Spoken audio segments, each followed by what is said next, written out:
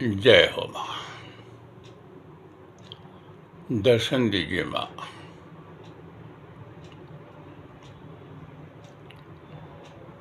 क्या रूप है मैया। ओ मैया जी, असी नौकर तेरे, हम तो आपके नौकर सेवक हैं बस। आपकी नौकरी में बहुत आनंद है माँ। ये नौकरी हमसे मत छीनिएगा बस। हर काली, श्री कृष्ण काली, श्री राम काली।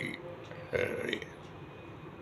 जय हो मेरी माँ, तेरी सदा ही जय हो। प्यारे देशवासियों,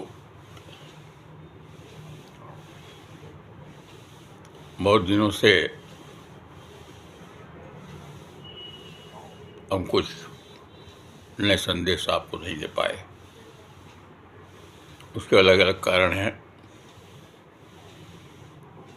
जैसे से उम्र बढ़ती है, शरीर भी धीरे धीरे शिथिल होता है।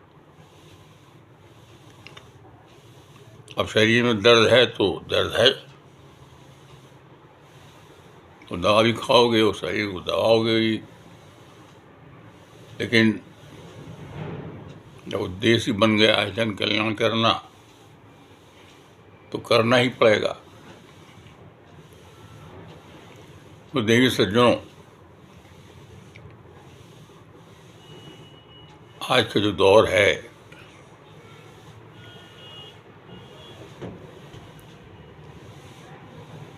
अक्सर ये देखा जाता है, आप कहीं भी रहते हो, घर से थोड़ा बाहर निकलिए तो आप देखेंगे कि आज के वातावरण में हर घर में कुछ न कुछ क्लेश कष्ट लगे हुआ है। अशांति का माहौल बना हुआ है।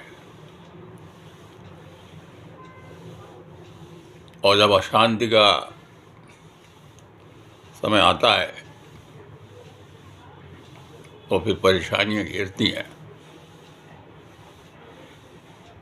इसलिए मेरा ये मानना है, जो मेरी भैया मुझसे कहती हैं, मैं तो कुछ जानता नहीं, क्या बोलता हूँ मेरी ये समझ में नहीं आता। बस मेरे मस्तिष्क में आती हैं महासरस्वती, महालक्ष्मी मेरी पत्नी हैं, और महाकाली जिनका मैं नौकर हूँ, सेवक हूँ। और उन्हीं कृपा से सब काम होता रहता है। मैं आप सबको ये बताना चाहता हूँ कि जीवन में, और ख़ास तौर से वो लोग जो रिटायर्ड हो गए, अगर वो किसी काम में लगे हैं तो फिर उनका जीवन सफल है। और रिटायरमेंट के बाद जो घर में ही पड़े हैं, तो फिर जीवन चक्र जो है वो किस समय क्या कर बदले किसी को पता नहीं। इसलिए आवश्यक ये होता है कि पूर्ण शांति प्राप्त होनी चाहिए। हमने ये तो बता दिया कि पूर्ण शांति होनी चाहिए, पर कैसे होनी चाहिए, सवाल ये उठता है। तो मेरी मैया जो मुझे बताती हैं, बस मैं वही कहूँगा कि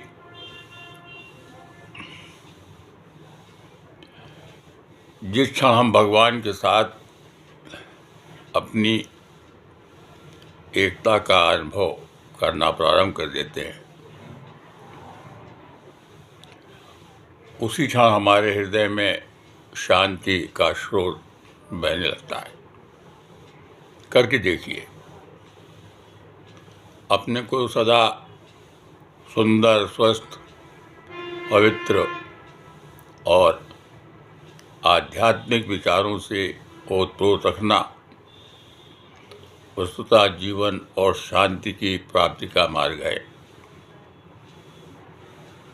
इस सत्य को सदा अपने हृदय पर अंकित करना है कि मैं आत्मा हूँ। ध्यान से सुनिए इस बात। भैया जो मुझे बता रहे, मैं वही कह रहा हूँ। इस सत्य को सदा अपने हृदय पट पर अंकित करना है। मैं आत्मा हूँ, भगवान का अंश हूँ और हमेशा ही इसी विचारधारा में रहना शांति का मूल तत्व है। हमेशा ही इसी विचारधारा में रहना शांति का मूल तत्व है। कितना करुणाजनक और आश्चर्यप्रद दृश्य है कि संसार में हमें हजारों व्यक्ति चिंतित, दुखी, शांति की प्राप्ति के लिए इधर उधर भटकते हुए तथा विदेशों की खाक जानते हुए नजर आते हैं, परंतु उन्हें शांति के दर्शन नहीं हो पाते हैं। इसमें तिल मात्र भी संदेह नहीं है कि इस प्रकार वे कदापि शांति नहीं प्राप्त कर सकते, चाहे वर्षों तक वे प्रयत्न करते रहें, क्योंकि वे शांति को वहाँ खोज रहे हैं जहाँ की उसका सर्वथा अभाव ही है। वे भोले मनुष्य बाह्य पदार्थों और तृष्णा भरी निगाहों से देख रहे हैं, जबकि शांति का स्रोत उनके अपने अंदर बह रहा है, उनके अंदर बह रहा है वो स्रोत।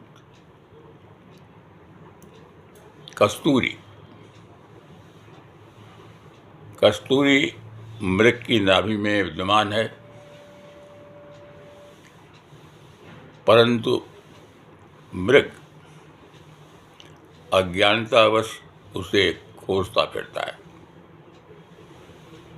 जीवन में सच्ची शांति अपने अंदर झांकने से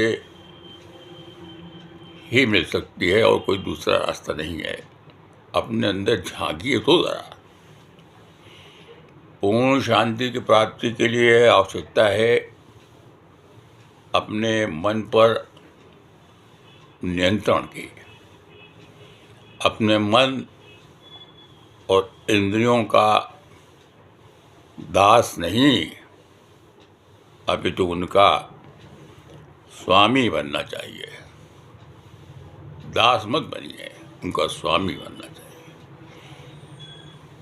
तभी आपको पूर्ण शांति प्राप्त हो सकती है। अब हमने आपको इतनी लंबी चौड़ी बातें बता दी। आप कहेंगे बाबा जी तो बकबक करते ही रहते हैं। ये बकबक भी कभी बोले काम की चीज़ बन जाती है। मेरे साथियों, करके देखिए, हो सकता है किसी को फायदा हो जाए।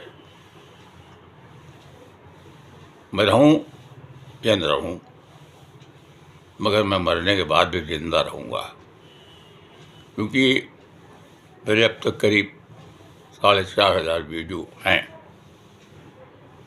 तो मेरे जाने के बाद भी मेरे बच्चे